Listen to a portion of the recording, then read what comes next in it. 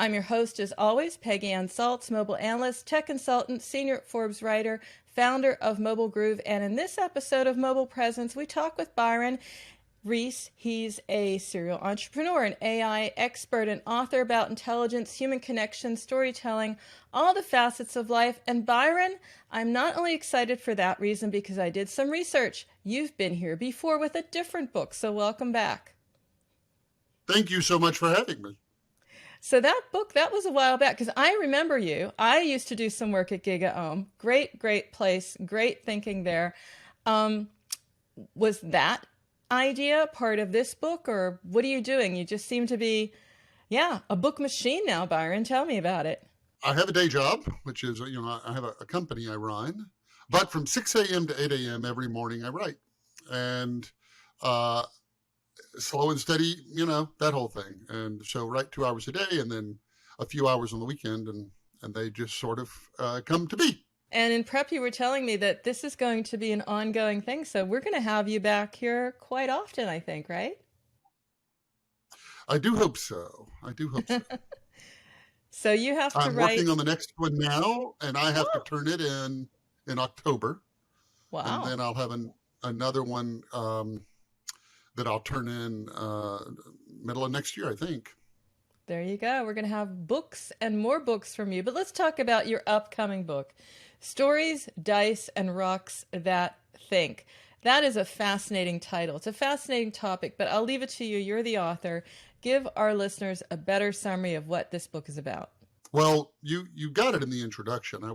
I really did want to know, why are people different than animals? Because the knee-jerk thing is, well, we aren't. We are just animals. But then when you look around the world, we have very different outcomes than animals. We have cities and all those things, you listed, and civilization and everything. And then you've got like the dolphins, and they don't even have a postal system or a telegraph or anything.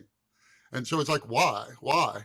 And I really kind of wrestled with that for a long time. And I think what I came to is that we believe in two things that don't actually exist, the future and the past, and we understand those conceptually, and animals don't. And I know that it's a controversial thing, and people might push back on it. I spend chapters and chapters in the book making that case. But assuming it is true, or that we have at least a much wider view, what does that mean? It means we can think about different things to happen in the future. We can say, I could go up that mountain in the back, and this might happen, or I could do this and this might happen. And that one little thing. And we have episodic memory. That means we remember specific things in the past, which animals don't either. They only have procedural memory. Your dog remembers how to sit, but doesn't remember all the times you taught it how to sit. And so what we're able to do is call upon memories in the past, specific things, and use them to make predictions about the future. And that is the whole, and that is about how stories began, not as things we told each other, but ways we conceptualized the world. Then that ended, or that chapter, that section of the book, Stories, ends. And then in 1652, we are at dice. And what's dice? The thing is while we could imagine what might happen, we didn't have any scientific way to determine what would happen. We just guessed. And so 1652 is about how two people in France writing letters created what we call probability today. And that sounds like chloroform in print to read. Like, oh my gosh, how boring could that be? The reason it's a big deal, I've got a prop. The reason it's a big deal is because it caused us to have to learn 5 things about reality we didn't know before. I'm not going to go through all 5, but I will go through one of them. This is a thing called a Galton box. You may have seen these in a science museum. When I flip this up, all these little BBs are going to start falling, and they can hit a piece of plastic and go left or right with equal preference. And when you flip it, you get a normal curve. And the thing is that you can do this all day long, and you're always going to get that. But the falling of the balls is just random. And that is one of the 5 things, is that there's great predictability in randomness. if you would ask me, if you flip a coin 100 times or 1,000 times even, how many times is it going to come up heads? I know how to answer that question because we all have kind of like, but none of us have flipped the coin 1,000 times. If you had asked me before I knew the answer, I would have said, who knows? Maybe 100, maybe 900, maybe 200, then the next time 600, then 500, then 900. But in reality, the odds that it's going to be less than 400 or greater than 600 are 1 in many billions. Like, it's not going to happen. And so that's that predictability and randomness. And we learned how to harness randomness to make accurate predictions about the future. Still mind-blowing to me. And so that was 300 years, 1652 to 1952, that we knew how to do probability, but we did it with paper and pencil. And then in 1952, we booted up the first transistor computer because we'd kind of reached this limit of what we could do with this math. And we hoped that computers, with their, lightning fast computation and the ability to connect sensors to them ultimately to collect data, that they would be able to see the future as clearly as we see the present, that we would truly be masters of our fate. We would see the future. And that's, I think, the journey that we're on. So rocks that think is just a metaphor for computers, right? Silicon chips. So you take us through the continuum, Byron, right? It's all the way up to the supercomputer. But a thread throughout all of this is the story. The story, whether it's about the future or the past, multiple viewpoints, a series of causal chains that you're telling us, it's all about one bigger story. And the reason you're actually on my show today is because marketers are talking about storytelling, talking about how the story, the brand voice. Now, in your book, you even outline 20 purposes of stories. Give us an overview of this, maybe one or two that are really outstanding, not all 20, because we want to understand what does your book, does your research tell us about the purposes of a story? So this book was a lot of fun to write because I do a lot of research. Fun to read too, by the way. Oh, thank you. I do a lot of research. I mean, I read a lot of books, and what I did with this one is I would read all these academic journals and all the normal stuff, but then I would read storybooks. I read a lot of them, old fairy tales, traditions from other languages, and you just start writing them down. You say, this is to promote good behavior. This is a story you tell to young people to promote good behavior. This is a story that teaches our history and gives context to why we're here and what we do. I know this story. This is a cautionary tale about what could happen. Science fiction always used to, or dystopian science fiction always used to bother me because I'm an optimistic futurist. And I would be like, that's not what's going to happen. But I realized, I think it was Frank Herbert who said, sometimes the purpose of the story is to keep the future from happening. And so there's 20 of those. There's actually a secret 21st one in the epilogue. Oh, I must have missed that when I was going through for this, but now you've got me going back there. It is, in the end, stories are what give life meaning. If your life is just a series of events, if your life is just the however many billions of seconds you live, boom, boom, one after the other, well, that's nothing. I mean, but your life is a story. That's the thing, and it's from that story that you ultimately draw meaning. I actually love that, Byron. That's beautiful, and that's the purpose of the story. That holds also for the purpose of storytelling, again for marketing. But why aren't purposes maybe considered so much the essential ingredient to storytelling, do you think?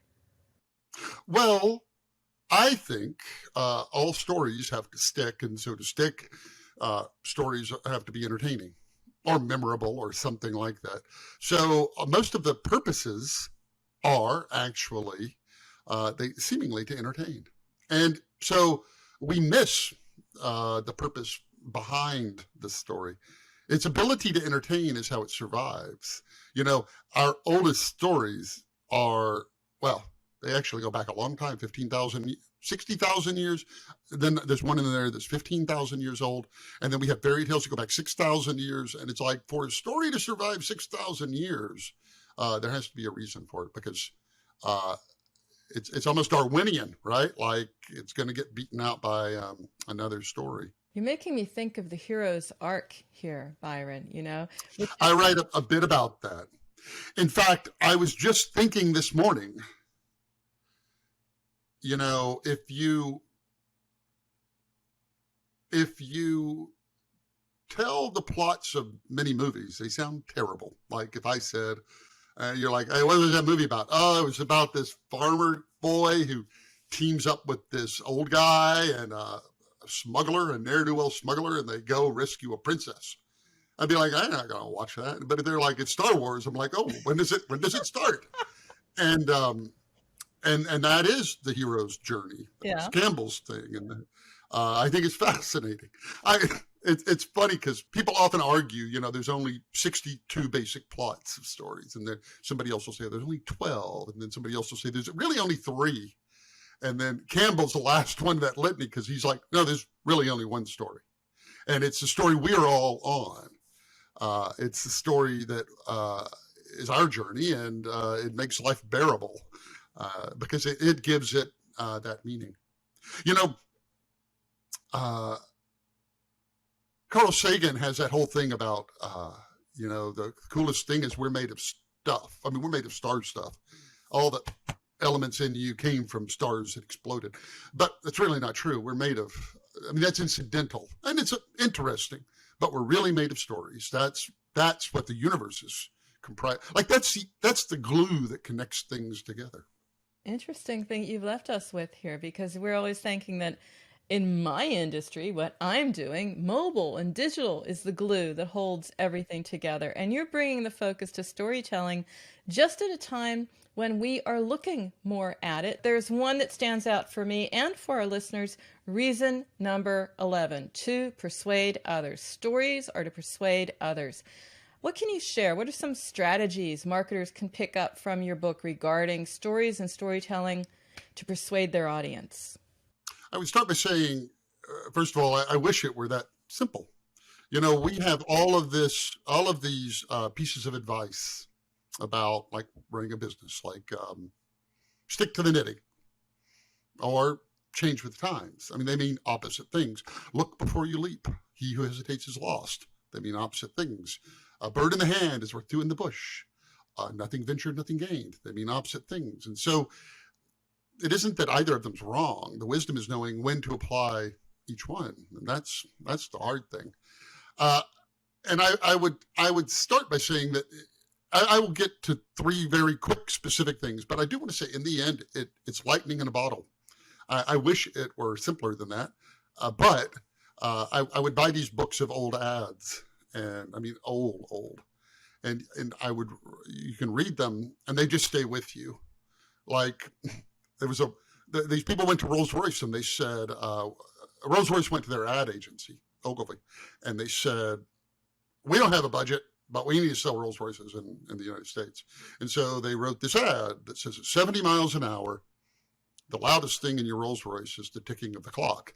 And then the next line is what brings it home. He says, when our engineers heard this, they said, we must do something about the clock. And it's like, I have a friend who told me that in high school, and I remember it to this day. But it's also in these books. And you read these ads, and you get this like they just stay with you in a way that you can just tell is magical. And so I don't want to diminish that. In the end, it's like Star Wars. Is it the story of a farm boy who teams up with an old man, goes saves a princess, or is it Star Wars?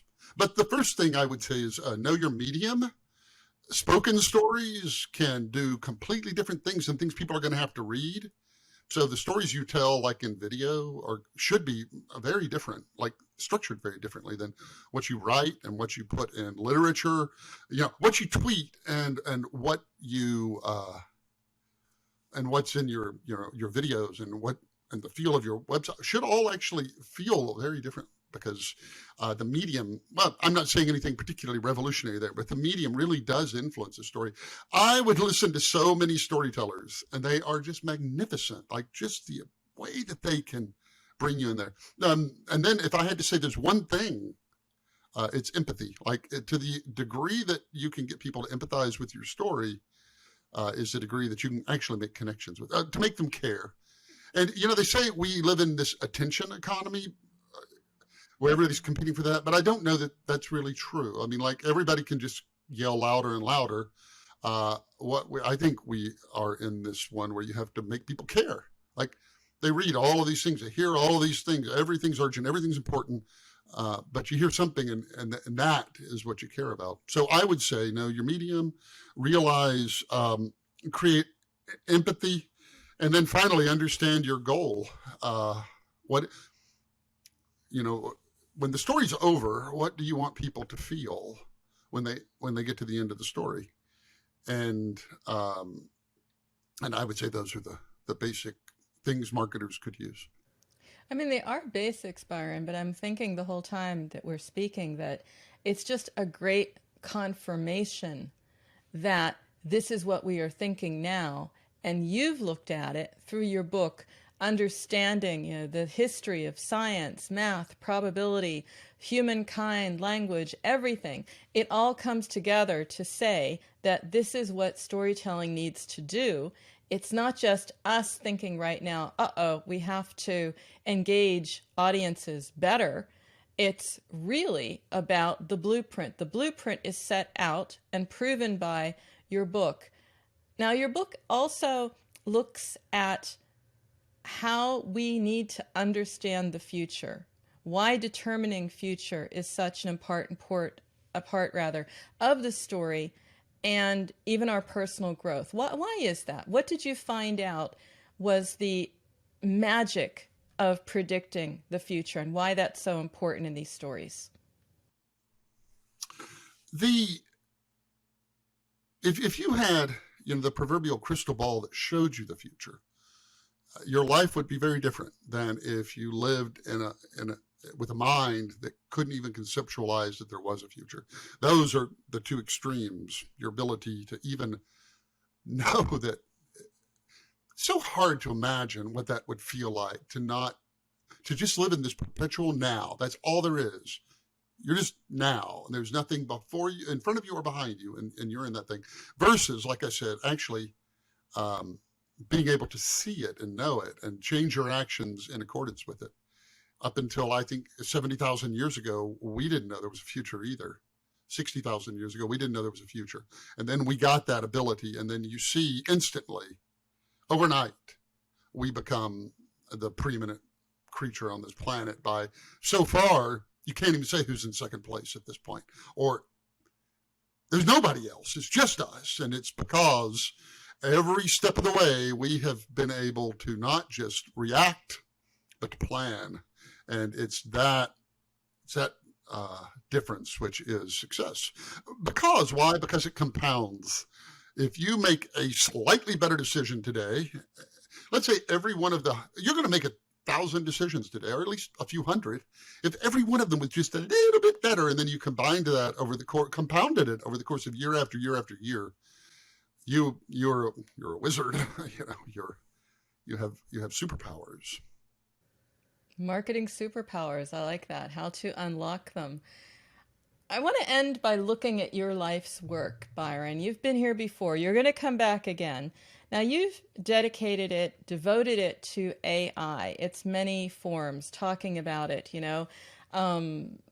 starting with how we interact with it, but also how it shapes the journey, something just like marketing, for example, marketing intelligence. So where are we in the stages of this journey? What level of co-creation can we expect, or should we be preparing for, as we build stories, create stories, but also use AI to do that? Yeah, but the thing is I have very little interest in technology. I care about people. I care about humans. And I'm really interested in how these technologies affect us. Like, that's really what I care about. I'm in the distant minority for what I'm about to say among AI thinkers. So I just want to preface it with that and to say that I don't believe general intelligence is possible for a machine. And I don't believe that because I don't believe people are machines. And you don't have to get mystical to even hold that view. Like there's all kinds of good arguments for it having to do with, well, we know we're conscious, and we know we have a mind. We know we have capabilities that don't seem to derive from, you have a sense of humor and you have empathy, but your heart doesn't, and your stomach doesn't, and your liver doesn't. So like, where do those come from? And so there's all these, I think, good reasons to believe we're not going to make general intelligence. I think there's a lot of people who hope we do, because I think they hope it's going to come in and like the cavalry and save us. But there's no hint that anything's going to come and save us. It's actually all up to us. And I wouldn't want it any other way. I wouldn't want it any other way. Perfect. You're a humanist, and you're saying that we are going to do it for ourselves, on our own, maybe co-create. I love the idea of co-creating with AI. I mean, don't get me wrong. Technology is the force multiplier for humanity. You have, a body that operates on 100 watts of power, very little, one light bulb.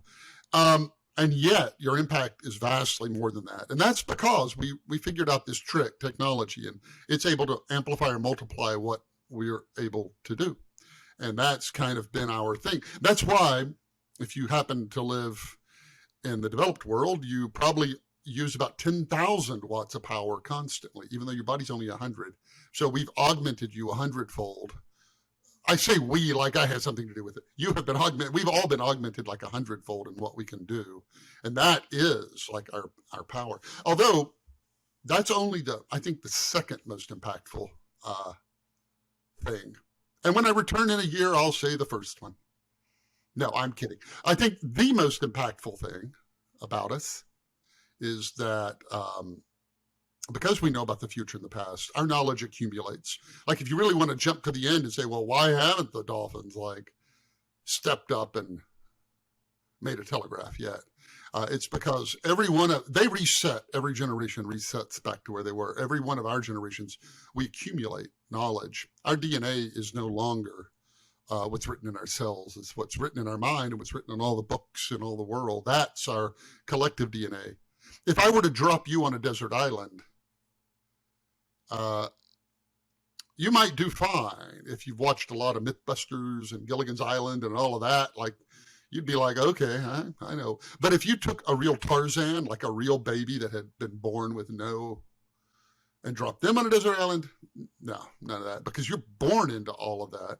And that's our real power. And then you amplify that with technology, you multiply that times 100-fold, and ta-da, here we are. Ta-da, here we are indeed. You've taken me on a whirlwind trip, I have to say, Brian. We start with storytelling, we go to superpowers, we go to AI, we go all around, and we see that it's about being human. It's been an exciting trip. It's an interesting and exciting book as well. And above all, it confirms what we're talking about. Storytelling is at the center of everything. We've got 20 purposes of stories, and marketers would do well to take note. I want to thank you for being with me here on Mobile Presence, being a guest. I've had a great time, and I would love to come back. You will indeed, because you have a contract. Once every 6 months, you have to have, well, you don't have to. It's your passion. You produce a book. You'll be back. In the meantime, what about our audience? They might want to stay up to date with you, check out your book to come, all of your other musings. What's the best way to connect? I'm the easiest person in the world to find. I'm Byron Reese everywhere. Byron Reese at Gmail, ByronReese.com, Byron Reese on Twitter. It's the advantage of having a slightly unusual name and getting in early. Slightly eccentric and cool to hang out with, as I said. I want to thank you so much for sharing. It's been a pleasure. We've got a date in another 6 months, okay? All right. If you want to keep up with me throughout the week or find out more about how you can be a guest or sponsor on Mobile Presence, maybe get together for a cool show like I just had with Byron, well, you can email me, Peggy@mobilegroove.com. That is where you can also find my portfolio of content marketing and app marketing services. Many ways to connect with us. So do that. Do share. Do sign up. Do subscribe. And until next time, remember, every minute is mobile, so make every minute count. Keep well, and we'll see you soon.